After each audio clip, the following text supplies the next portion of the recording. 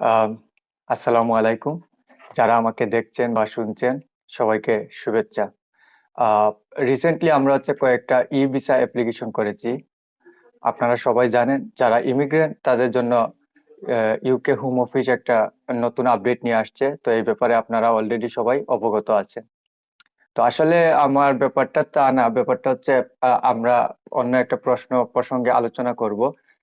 আজকে আমরা গত কয়েকদিন আমরা কন্টিনিউ কয়েকটা ভিসা অ্যাপ্লিকেশন করছি। তো আজকে আমাদের একজন ক্লায়েন্টের কোয়েকশন ছিল যে যদি উনি আ এই দেশের বাইরে যান বা ইমিগ্রেশন ক্রস করেন তখন উম উনাকে কিভাবে এইটা প্রমাণ করতে হবে যে উনি এই দেশের ভিসা হোল্ডার।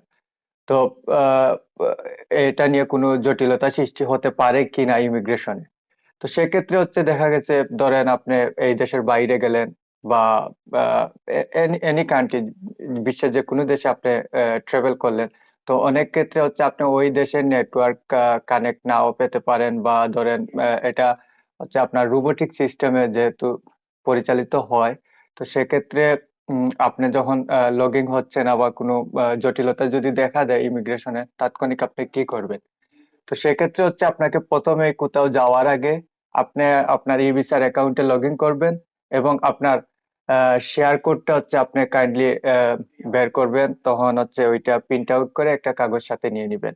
আ এরপর আপনার যে ইউকেবিআই অ্যাকাউন্টে আপনি লগইন করার পর আপনার যে ডিটেইলস আছে ওই পেজটাও আপনি আ আ ইয়ে করে ফেলবেন। প্রিন্ট আউট করে সাথে একটা ফাইলের মধ্যে নিয়ে নিবেন।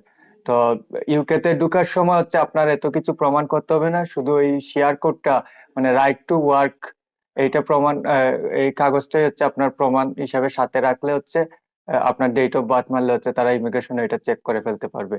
অ্যা আশা করি এই ইনফরমেশনটা আপনাদের অনেকের কাজে লাগবে। ধন্যবাদ সবাইকে। আসসালামু আলাইকুম।